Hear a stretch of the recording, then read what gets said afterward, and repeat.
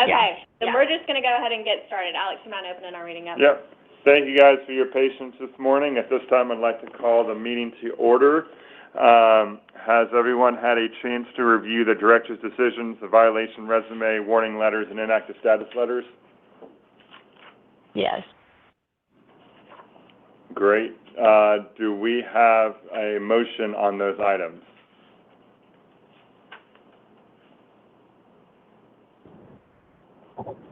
I'll make a motion to approve all of those items. And I'll second. Thank you. Okay, we have a motion and a second on the floor. Now call a vote, please. All in favor? Aye. Aye. Aye. I know Jamie's on, but I'm not hearing him. But that's enough, right, for us to have a quorum with... That is enough with a quorum. Okay, perfect. All right, moving forward. The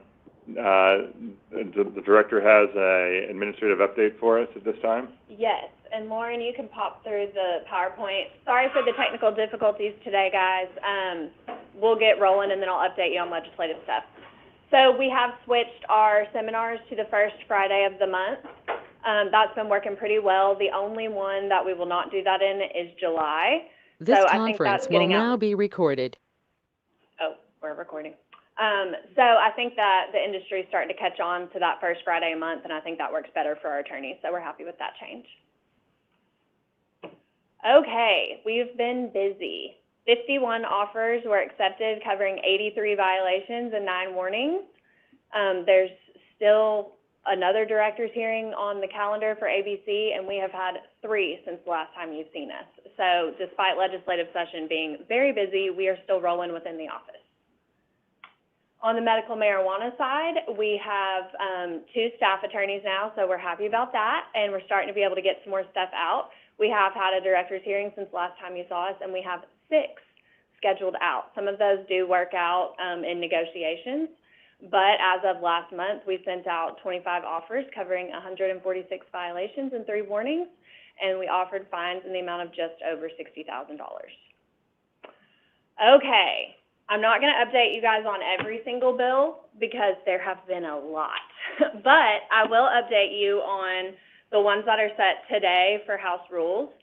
Almost all of our alcohol bills end up in House rules. Some of them go to city, county, local. Some of them end up in state agencies, but House rules were kind of the star of the show.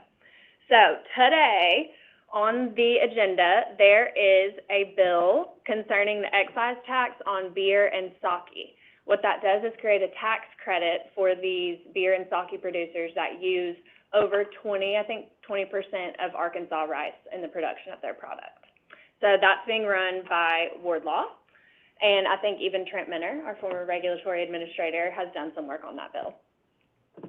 Next, we've got a bill which has been amended a few times. This is Pilkington's bill to authorize private clubs to purchase alcohol from wholesalers and to authorize certain private clubs to purchase certain products directly from a small brewery permit.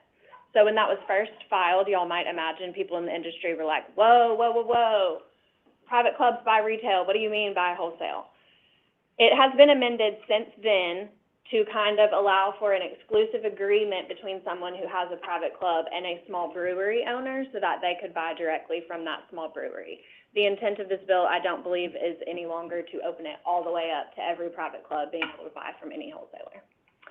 So that one's on for today. We also have Representative McKenzie's bill to allow direct shipment of wine direct to consumers. That is very popular among constituents. However, the industry has worked with them. At first, it was set up to where anybody nationwide, winery, retailer, wholesaler, anybody could apply to get this permit from us. The most recent amendment, as I understand it, is going to limit that just to suppliers, importers, and wineries. So it will not be a retail store from Tennessee shipping into Arkansas, but a winery may be able to do so. Next, after that, the one that concerns us is Arkansas Hemp Beverage Act. So that kind of flirts with alcohol and marijuana. Hemp is this other thing, but it's from the cannabis plant, and it is intoxicating. So there is a bill produced right now. I think they're probably going to watch and see what happens with another hemp bill But there is one that's beverage specific that would put regulation of those products under ABC and the board. Does that include CBD as well? CBD is a cannabinoid, but this is specifically to the ones that are intoxicating, meaning Delta 8 and Delta 9. I'm not going to say that I'm an expert on the hemp definition, but it lays out specifically what parts of it are. So CBD is included within some of those other things that are included, but it's not targeting just CBD. Right. Because that's not intoxicating from what I understand. Allegedly. From what I understand. So we'll see if that kind of gets tucked into the other hemp regulatory bill or if that does stand on its own. Let's see. Next, we have a bill to amend the law regarding advertising by a microbrewery restaurant private club. So private clubs right now, you guys may know, in Little Rock, you can have Chili's Bar and Grill. But in Conway, which is a dry county, the sign cannot say Chili's Bar and Grill because you cannot advertise the consumption of alcohol. So it just says Chili's.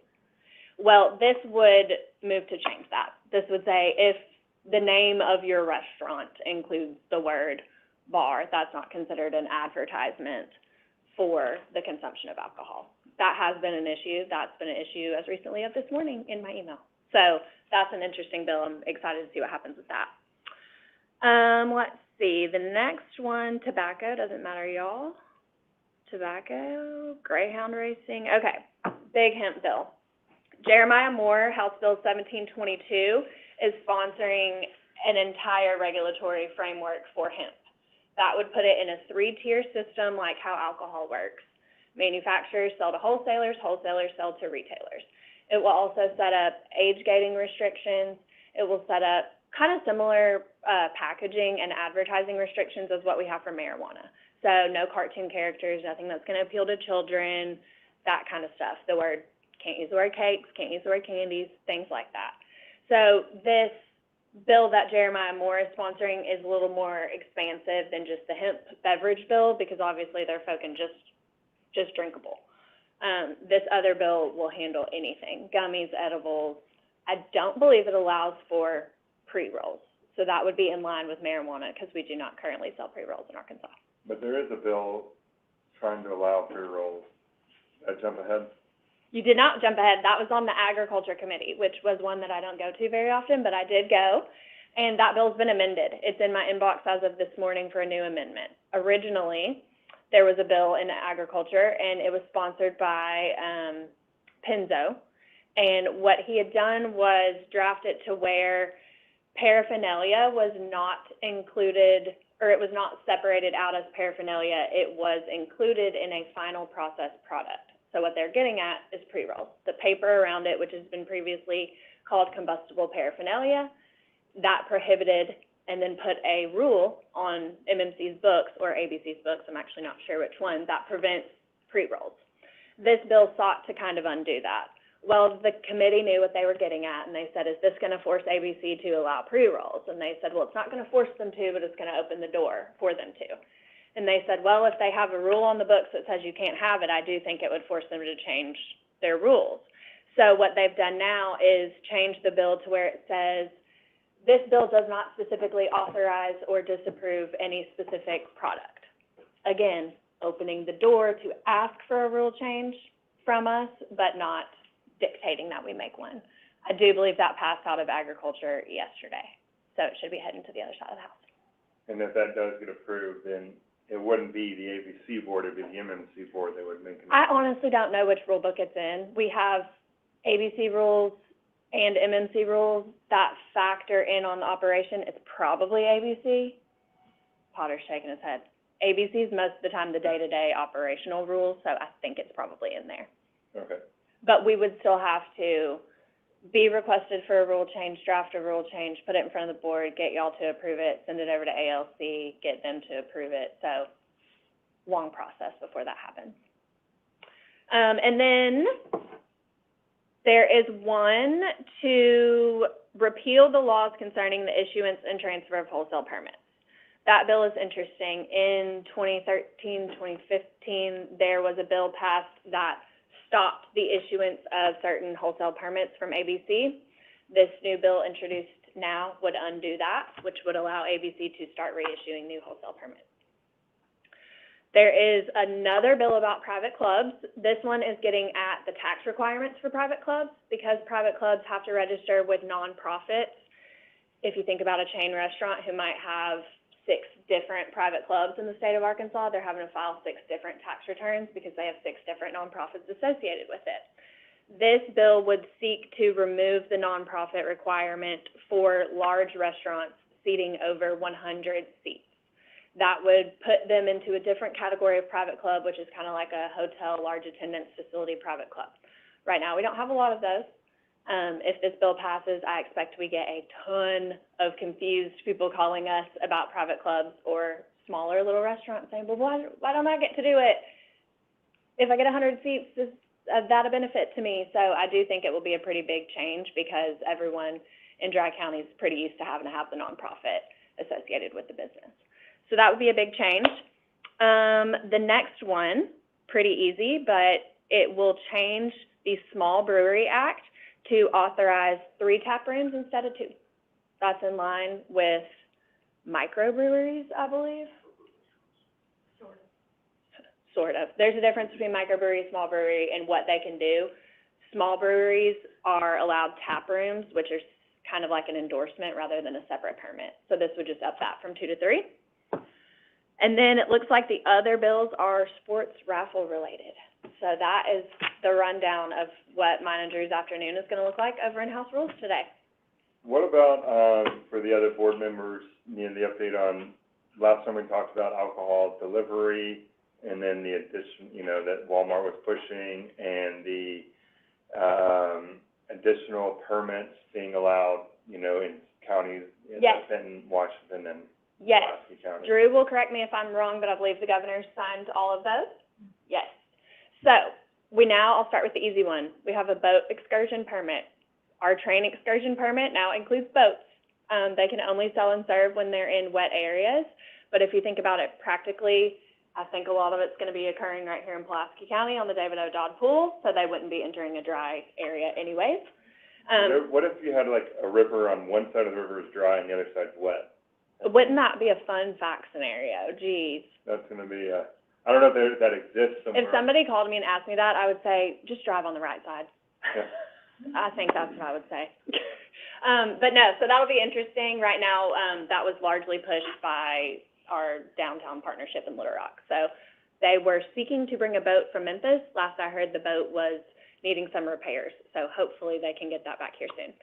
Then we have liquor store quota, which Alex mentioned. That was a bill that passed to allow, it does not up the total number of liquor stores, but it allows a permit holder to purchase 2 additional liquor store permits that exist within the state. However, they could only purchase those additional liquor stores within highly populated counties, which I think is Washington, Benton, and Pulaski.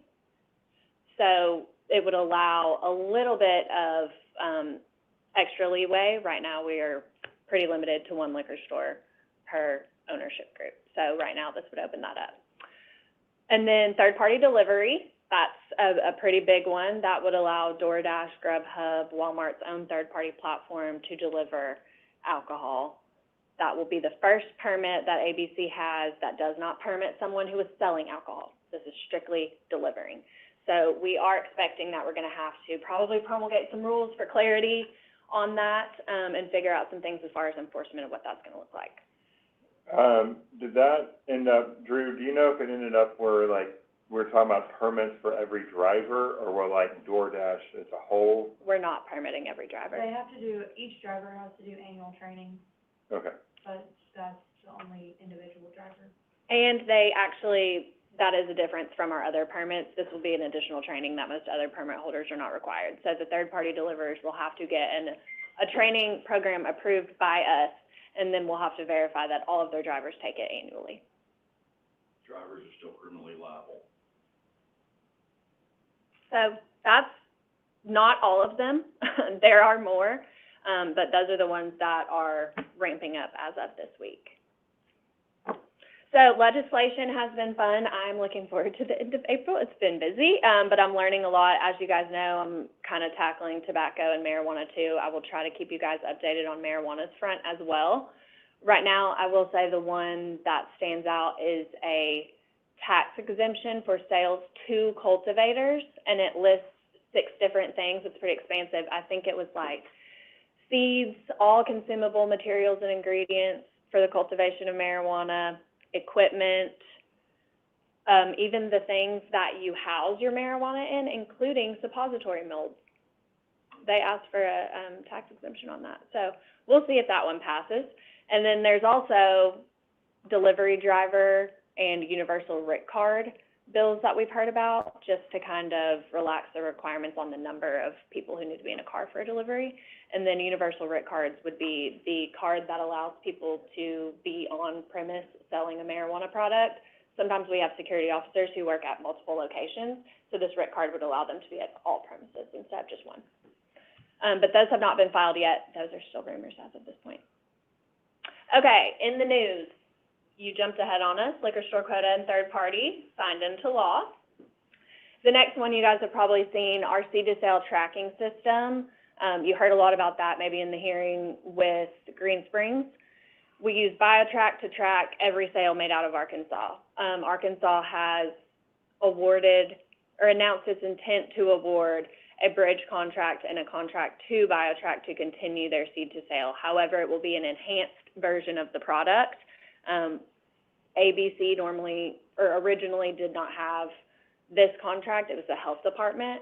So I think now, 5 years in, our agents know that we need to be the ones with this contract saying what BioTrack needs to do, because we're the ones seeing the seed to sale all day long. So I think we might have one more. Nope, that's it. So the next thing we have would just be confirming the next board meeting. We've got April 16th, and for our new member, if there's ever a meeting that you cannot make, if you'll just let us know. If there's a hearing, we'll try to get a sub if we need one. As long as we have quorum, we should be good. Okay. Do we know if any of these are hearings? I think we may know that the next one will have a hearing. Yes, we've heard possibly a hearing on April 16th. We're not sure about May or June just yet. And we did move our June hearing back a week because we may or may not, depending on legislation, have to discuss some line shipping permits, which Drew told y'all about last time. And last time Jamie said that he'll be out because it's the only week that they don't have baseball. Oh, right. But as long as, I think we have some hearings that, or is there something we're doing special with that We one? might need to, depending on what happens with direct line shipping permit, so we'll update y'all as we know more about that. It wouldn't be a hearing, it would be a drawing. If we have more than 5 applicants, it's just like we have none. I don't know if we need to have all members present for a drawing, because I don't know if that can really, it's gonna make a difference who's reaching their hand in a ball. It should be fine. Christy, were y'all referring to the June meeting Yes. earlier? Hi, Jamie. Hello. So the date of it is what right now? So depending on what happens in session with the direct wine shipping, we may or may not need to hold a lottery, but I don't think we're gonna have quorum concerns. I know that's your only free week that summer, so we were just discussing that. I'm We out don't the think week of the 25th is the week I'm out. that's fine. We don't have any applications yet, so even if we do have to do a lottery, it could be a moot point because we may not have anybody to draw. Okay. So And don't worry about it yet. real quick while I've got your attention, on the hemp, what is Yes. the definition of hemp? Where's the line drawn between it and marijuana and CBD? What?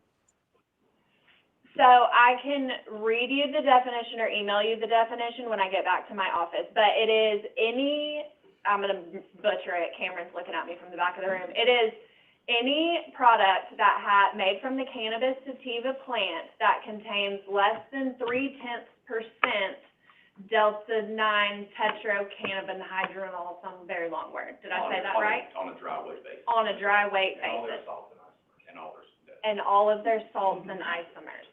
Did you get that? Okay, Ma'am? so less than 0.3%. Correct. Okay, and they're wanting to put this, I know, in drinks and everything else, and that's the issue I guess we're dealing with. So right now, we have not come to the point that other states have come to where they are trying to sell a can that has alcohol and hemp in it. We are not there yet. We're still at the part where there is a hemp intoxicating beverage in a can and there is alcohol in a can. And depending on what happens in this hemp beverage bill, on-premise bars may be able to mix the two, depending on which passes. Okay, so it would be only sold in an establishment that has a liquor permit or a beer permit? Well, they would get a hemp permit. They would get a new Okay. permit for this item. Okay, so it'd be in addition to what they already have. Correct. Okay, all righty. That's just what I wanted to clarify. Thank you. Yep, sure. What Anybody about, else? what about groceries and liquor stores? Do they have to get an additional permit to sell? Like, Yeah, anybody gonna sell, under either of the two bills, anybody who's gonna try to sell these hemp-derived products is going to have to get a hemp-specific permit. Now, if Jeremiah Moore's bill passes, that permit's gonna be a tobacco permit, but it's gonna say hemp-derived product permit just issued by ATC. If the hemp beverage bill passes, that's going to be an ABC permit authorizing them just to sell hemp beverages. So when you were talking about pre-rolls earlier, people pre-roll a hemp product They do. or a CBD product? People ingest it, correct me if I'm wrong, Director Potter, people ingest it the same way as marijuana, Yeah. all forms. but the pre-roll also meant was for marijuana. Okay. That was for marijuana specifically. However, I do think the hemp bill, the larger framework regulatory hemp bill, does use that same language about combustible paraphernalia. It prohibits hemp pre-rolls, which is a needed thing currently, because you can buy them at gas stations out of Tupperware tubs. Yeah, you can. Wow. Good to know. I'll check that next time. Well, I think Trent Minner's one of the ones who told us that. He would not like that I'm talking about him at this meeting today, but he was in one of those outlets and saw a Tupperware container with a bunch of things, and he just kind of asked, he's like, hey, what is that? Where'd you get it? And he was like, oh, it's hemp. I roll it in the back. Because right now it's completely unregulated. Due to litigation, we had a ban, which has stayed, so right now it's unregulated. There's currently hemp beverages that are being, like, it's not got alcohol in it, but there's hemp beverages right now. They're just not regulated. And Susan and Hannah, I'm sorry we don't have your videos on the screen. Do you guys have any follow-up questions or concerns, anything? No, I'm good. Nothing for Everything me. sounds great. Thank you. Okay. Yeah, I appreciate the update. So as far as next meeting, you know, keeping 3 out, I guess we're looking at the 16th of July. Yes. Does anyone have any issues with that?